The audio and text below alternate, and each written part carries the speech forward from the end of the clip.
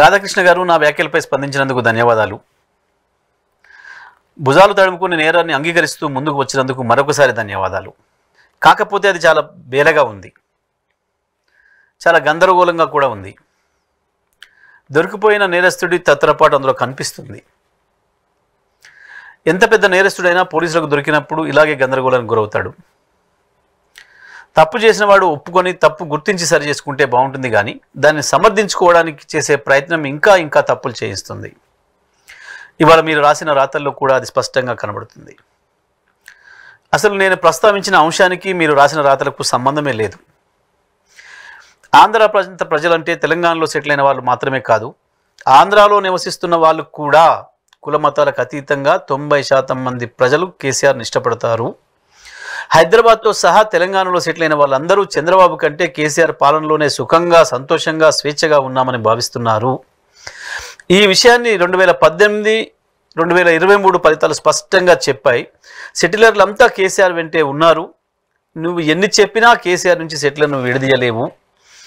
2018 ఎన్నికల్లో కాంగ్రెస్తో పొత్తు పెట్టుకొని చంద్రబాబు కేసీఆర్ గారితో నేరుగా ఢీకొంటే చంద్రబాబును తిరస్కరించారు. కేసీఆర్ వెంటనే సెటిలర్లందరూ నిలబడ్డారు.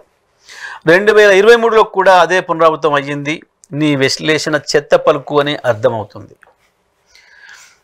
మాట్లాడితే ఆంధ్ర ప్రజలకు మేమే టేకేదారులం, నేను చంద్రబాబు అన్నట్లు మీరు చెప్పుకున్నా ఏపీ ప్రజలు చంద్రబాబును తిరస్కరించిన సంగతి గుర్తుపెట్టుకోండి. కానీ ఆంధ్రప్రదేశ్కు చెందిన ఒక వర్గం వారు కొద్ది మంది మొదటి నుండి తెలంగాణను వ్యతిరేకించే వాళ్ళు ఇక్కడ కొన్ని స్లాటర్ హౌజులు పెట్టి నడుపుతున్నారు. అడుగడుగునా మా నాయకులను కించపరిచే విధంగా, మా నాయకుల వ్యక్తిత్వాలను హననం చేసే విధంగా ప్రవర్తిస్తున్నారు.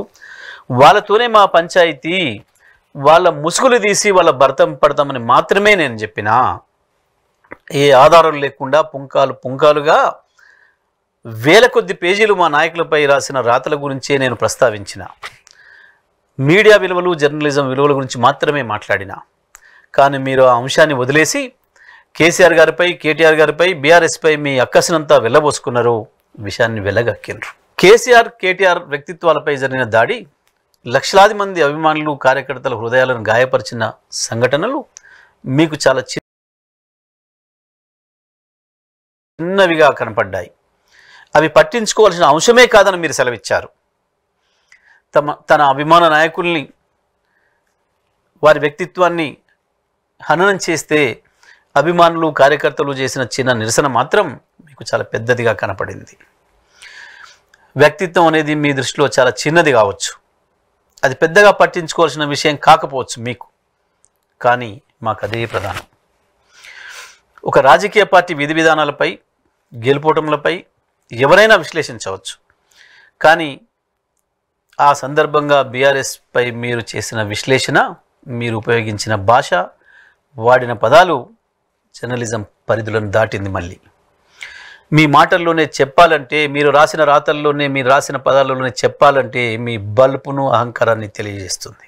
ఏదో పుట్టింటి గొప్పతనం, మేనమామ దగ్గరలాగా కేసీఆర్ గొప్పతనం నా బోటి వాళ్ళ దగ్గర అనేదో మాట్లాడినవే నేను కూడా అనొచ్చు.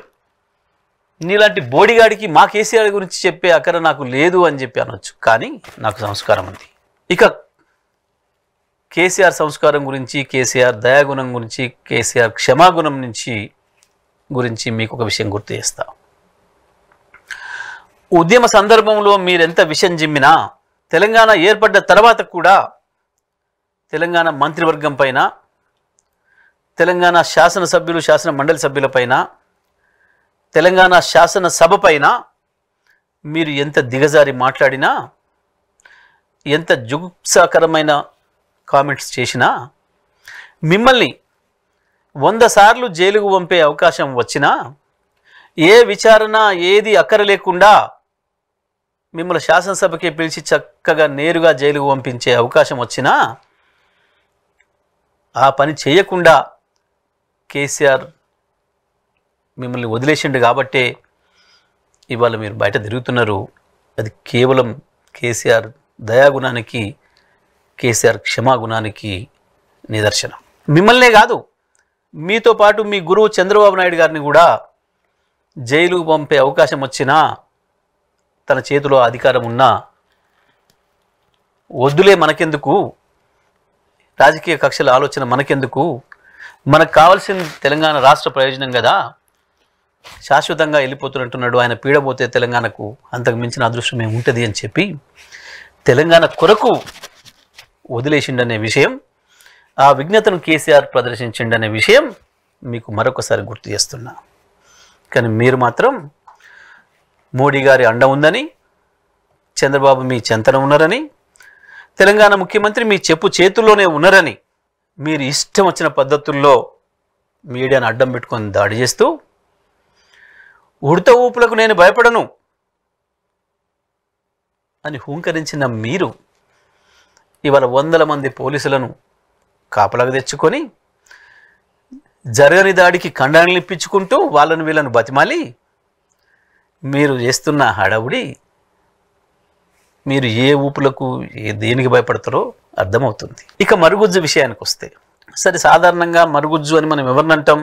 సహజత్వానికి విరుద్ధంగా ఉన్నప్పుడు, మనిషి సహజంగా ఎదగాల్సిన వయసుకి ఎదగాల్సినంత ఎత్తు ఎదగకపోతేనో, మానసికంగా ఎదగకపోతేనో, లేదా ఏదైనా సందర్భంలో ఎవరైనా దేని కొరకైనా ప్రయత్నించి తీవ్రమైన ప్రయత్నం చేసి కూడా దానికి చేరుకోలేకుండా ఉన్న చోటనే నిలబడిపోతున్నాం, అటువంటి సందర్భంలో మరుగుజ్జు అని వాడతారు. ఆ పదాన్ని మరుగుజ్జు అని అక్కడ వాడతారు. కానీ నాకు ఆశ్చర్యం వేసింది. సరే, నేను మీకు తెలియకపోవడం అనేది మీ మరుగుజ్జుతనం తప్ప నా మరుగుజ్జుతనం కాదు. అది నేను ఎందుకు మీకు తెలియకపోవడం అనేది మీ మరుగుజ్జుతనం. మీరేందో నాకు బాగా తెలుసు అనువనువు. నేను 11 సంవత్సరాల వయసులోనే కులం గోడల్ని బద్దలు కొట్టి సామాజిక అంతరాలు లేవు అని చెప్పిన ఆలోచనలతో వికసించిన వాడిని. 16 ఏళ్లకే పీడిత ప్రజల కొరకు ప్రాణం ఇవ్వటానికి వెళ్ళిన వాడిని, సమాజం కొరకు ఆరాటపడ్డవాడిని. ఆ తర్వాత నాకు జన్మనిచ్చిన ఈ నేల తల్లి విముక్తి కావాలని 25 ఏళ్లుగా నమ్ముకున్న నాయకుడు కేసీఆర్ వెంట నడుస్తూ 14 ఏళ్ళు విరామం లేకుండా, రాజీ లేకుండా పోరాటం చేసిన వాడిని. 10 సంవత్సరాలు మీ దోపిడి వల్ల అన్యాయానికి గురైన నా నల్గొండ జిల్లాను బాగు చేసుకోవడం కొరకు తెలంగాణలో కేసీఆర్ నాకు ఇచ్చిన బాధ్యత నిరంతర విద్యుత్తును ప్రజలకు అందించడం కొరకు పనిచేసిన వాడిని, దాంట్లో విజయం సాధించిన వాడిని. ఇక నా పరిపక్వత ఏందో, నా రాజకీయ ప్రస్థానం ఏందో అందరికీ తెలిసి ఇవ్వాలి. ఇక మీ గురించి మాట్లాడుకుందాం. మీరు రాసిన పోలిక పాపం తల్లిదండ్రుల సహకారంతో తల్లిదండ్రులు పంపిస్తే, అది ఏ రాష్ట్రానికైనా ఏ దేశానికైనా వెళ్ళి చదువుకునే, పాఠశాలకు వెళ్ళి చదువుకునే పిల్లలకు బతుకు తెరువు కొరకు వచ్చి ఇక్కడ దోపిడీ ప్రారంభించి అనేక రకాలుగా అధికారాన్ని చేతులకు తీసుకొని మేమే శాసిస్తామన్న మీలాంటి దోపిడీదారులకు పోలిక పెట్టి చెప్పిన మీ జ్ఞానం ఎంత మరుగుజ్జో అర్థమవుతుంది. ఇక రామోజీ గారితో పోల్చుకొని, వారితో పోటీపడి వారికంటే నేనేం తక్కువ అని అనుకొని మీకు మీరే ఊహించుకొని మీ స్వీయ మానసిక ధోరణిలో కనీసం వారు ఉన్నప్పుడు ఆ పీఠం నాకు దక్కలేదు, వారు పోయిన తర్వాతనైనా ఆ పీఠంలో కూర్చుందామని చెప్పి ప్రయత్నం చేస్తుంటే, అది చేరుకోకముందే ఇంకెవరో ఇప్పుడే ఓనమాలు, జర్నలిజంలో ఓనమాలు మొదలుపెట్టిన వాడోడో నాకు పోటీకి వచ్చిండు, నా మీద జరగాల్సిన దాడి వాడి మీద జరిగి ప్రచారం అంతా వణికిపోతుంది అన్న భయంతో లేని దాడిని సృష్టించుకొని, పోలీసులు పిలిపించుకొని, అడిగి మరి కండలు ఇప్పించుకొని మీరు చేస్తున్న హంగామా మీ మరుగుజ్జు స్థాయిని తెలియజేస్తూ ఉంది. నువ్వు అనుకున్న చోటికి చేరుకోలేక అక్కడే నిలబడిపోయినవే, అది మరుగుజ్జుతనం. ఇక మీడియా నేనేమైనా చేస్తా, నేనేమైనా చేసి మిమ్మల్ని బదనాం చేస్తా, మీ పైన మట్టి పోస్తా, మీ పైన రంగులు పోస్తా, మీ పైన బురద పోస్తా అని చెప్పి భయపెట్టించి బ్లాక్మెయిల్ చేసి మీ వీడియోలకు పిలిపించుకుంటున్న సెలబ్రిటీలు, రాజకీయ ప్రముఖులు కావచ్చు, వ్యాపార ప్రముఖులు కావచ్చు, సినీ ప్రముఖులు కావచ్చు, అందులో మగవాళ్ళైనా కావచ్చు, ఆడవాళ్ళైనా కావచ్చు, మీ దగ్గరికి వచ్చినప్పుడు మీరు వాళ్ళ పట్ల ప్రవర్తిస్తున్న తీరు, మీరు వాళ్ళకి వేసే ప్రశ్నలు మీ మరుగుజ్జుతనానికి నిదర్శనం. కనీసం పాపం వాళ్ళ ఇళ్ళల్లో వాళ్ళ కుటుంబ సభ్యులు ఉంటారు, వాళ్ళు ఎంత వేదనకు గురవుతారు. ఇక్కడికి వచ్చిన వాళ్ళు మీ పట్ల భయంతో ఎంత హింసపడుతున్నారు అన్న విషయాన్ని కూడా గ్రహించలేని మీ మానసిక పరిస్థితి మరుగుజ్జుది. ఇవాళే కాదు, చాలా కాలం నుంచి చాలామంది మహిళా సెలబ్రిటీలని ఆ రోజుకి వాళ్ళకు జనంలో ఉన్న పాపులారిటీని మీ మీడియా అవసరం కొరకు ఇంటర్వ్యూలు చేయాలి, దాని ద్వారా ప్రచారం పొందాలన్న దుగ్ధతోని మీరు పిలిస్తే కూడా చాలామంది మీ స్టూడియోకి రావడానికి భయపడి వెనుకంజ వేసిందనేది వాస్తవం. ఇప్పటికి కూడా చాలామంది రావడం లేదనేది వాస్తవం. ఇక మీరు బతిమాలితేనో లేదా వాళ్ళంతలో వాళ్ళు మీ దగ్గరికి వచ్చిన ముఖ్యమంత్రుల పట్ల కావచ్చు, మంత్రుల పట్ల కావచ్చు, ఇతర ప్రజాప్రతినిధులు, ప్రముఖులు ఎవరైనా కావచ్చు, వాళ్ళకి మీరు ఇచ్చే స్వాగతం, ఎవరైనా ఇంటికి వస్తే ఇంటి ముందటికి వెళ్ళి వాళ్ళని ఆహ్వానించడం అనేది కనీస మర్యాద వాళ్ళెవరైనా. కానీ మీ ప్రవర్తన, వాళ్ళ పట్ల మీ ప్రవర్తన, మీరు వాళ్ళకి ఇస్తున్న గౌరవం మీ కురచ సంస్కారానికి నిదర్శనం. దాన్నే మరుగుజ్జుతనం అంటారు. ఇంకా ఇవాళ ప్రపంచమంతా కులమతాల గోడల్ని బద్దలు కొట్టుకొని నాగరికత వైపు పోతుంది.